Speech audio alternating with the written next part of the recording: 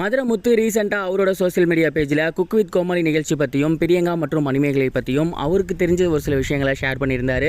அது என்ன அப்படிங்கிறதான் இந்த வீடியோவில் நம்ம பார்க்க போகிறோம். கடந்த ஒரு வாரமாகவே சோசியல் மீடியாவில் பயங்கர வைரலாக போய்கிட்டு இருக்க விஷயம் என்ன அப்படின்னு கேட்டிங்கன்னா, குக் வித் கோமாளி நிகழ்ச்சியில் பிரியங்காக்கும் மணிமேகலைக்கும் ஏற்பட்ட கிளாஷ் தான். இவங்க ரெண்டு பேர்த்தில் யார் கரெக்டாக ஆங்கரிங் பண்ணுறது அப்படிங்கிற ஒரு இஷ்யூ மிகப்பெரிய அளவில் சோசியல் மீடியாவில் போய்கிட்டு இருந்துச்சு. அண்ட் ஏராளமான நபர்கள் பிரியங்கா அவர்களை திட்டி வந்துட்டு இருக்காங்க. இந்த ஒரு நிலையில் ஏகப்பட்ட செலிபிரிட்டிஸ் தங்களோட கருத்துக்களை கூறி வந்துட்டு இருந்த நிலையில் மதுரை முத்து அவர்களும் அவரோட கருத்துக்களை ஷேர் பண்ணியிருக்காரு. அவர் என்ன சொல்லியிருக்காரு அப்படின்னா, குக் வித் கோமாளி நிகழ்ச்சிக்கு நான் பல சீசன்களாக போயிருக்கேன். அண்ட் என்டையர் த சீசன் நான் ஃபுல்லாக ட்ராவல் ஆகினாலும் முக்கியமான விஷயங்கள் எல்லாத்துலேயுமே நான் இருந்திருக்கேன். அப்படி இருக்கும்போது குக் வித் கோமாளி நிகழ்ச்சி எப்படிப்பட்டது அப்படிங்கிறது எனக்கு தெரியும். நம்மளும் நிறைய பேர்த்துக்கு கவுண்டர் கொடுப்போம், மற்றவங்களும் நமக்கு கவுண்டர் கொடுப்பாங்க.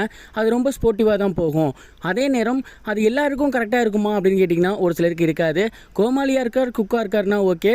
ஆங்கரிங்காக இருக்கும் போது அங்கே அவங்களுக்கு நம்ம ரெஸ்பெக்ட் கொடுத்து தான் ஆகணும். ஒருவேளை பிரியங்கா அவர்கள் அந்த இடத்துல தப்பு பண்ணிட்டாங்களோ அப்படிங்கிறது தோணுது. மணிமேகலை கிட்ட பிரியங்கா அவர்கள் அந்த மாதிரி நடந்திருக்க கூடாது. அவங்க ஒரு செஃபா போயிருக்காங்கன்னா செஃபா மட்டும் தான் அங்கே இருந்திருக்கணும். குக்கா இருக்காங்கன்னா குக்கா மட்டும் தான் இருந்திருக்கணும். அதை விட்டுட்டு அவங்க ஆங்கரிங் பண்ணுறதுலாம் இன்டரப்ட் பண்ணியிருக்க கூடாது அப்படிங்கிற மாதிரி சொல்லியிருந்தாரு. மேலும் மணிமேகலை அவர்கள்கிட்டையுமே அவங்க டைரெக்டாக அவங்களோட பணியை இன்டரப்ட் பண்ணாதான் அவங்களுக்கு பிரச்சனை.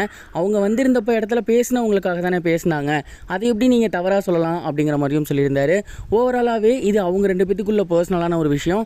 இந்த ஒரு விஷயத்தை நம்ம ஊதி பெருசாக்க கூடாது அப்படிங்கிற மாதிரியும் சொல்லியிருந்தாரு. ஸோ இது முழுக்க முழுக்க ஒரு இரண்டு தனிப்பட்ட நபருக்கு பிரச்சனை, அதை பெருசாக்காதீங்க அப்படிங்கிற மாதிரியும் அவர் சொல்லியிருந்தாரு. லாஸ்ட் ஒரு 2 டேஸாகவே சோசியல் மீடியா ஃபுல்லாக செலிபிரிட்டிஸ் எல்லாருமே அவங்களோட கருத்துக்களை பதிவு பண்ணி வந்துட்டு இருக்காங்க. அப்படி கருத்துக்கள் பதிவு பண்ணிக்கிட்டு இருக்கும்போது ஏராளமானவரோட கருத்து என்னவா இருக்குது அப்படின்னா, பிரியங்கா அவர்கள் மேலே தப்பு கிடையாது, அவங்க வாண்டடாக எந்த ஒரு விஷயத்தையும் பண்ணலை, அவங்க ஜஸ்ட் பேசணும் அப்படின்னு தான் பேசியிருந்தாங்க. மணிமேகலை அவர்கள் தான் இதை தவறாக புரிஞ்சுக்கிட்டாங்க. அண்ட் முழுக்க முழுக்க மணிமேகலை அவர்கள் தான் இந்த ஒரு தப்பை பண்ணியிருக்காங்க அப்படிங்கிற மாதிரி பேசி வந்துட்டு இருக்காங்க. இவ்வளவுக்கும் ஏன் குரேஷி அவர்கள் மணிமேகலையோட அக்கௌண்ட்டில் போயிட்டு மெசேஜ்லாம் பண்ணியிருந்தாரு. ஆனால் இப்போ அதை டெலீட் பண்ணியிருக்காரு. ஸோ இந்த மாதிரியான விஷயங்கள்லாம் பார்க்கும்போது ஒரு விஷயம் நமக்கு தெளிவாக தெரியுது.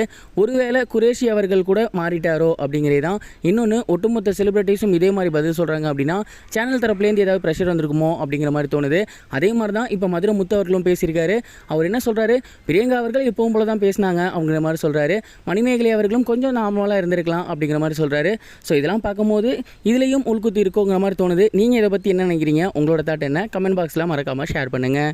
இது வரைக்கும் கனெக்டிங் டிவிக்கு சப்ஸ்கிரைப் பண்ணனா மறக்காமல் சப்ஸ்கிரைப் பண்ணிக்கங்க. உடனடி அப்டேட்ஸ் பெறுவதற்கு நோட்டிஃபிகேஷன் பெல்லையும் கிளிக் பண்ணிக்கங்க.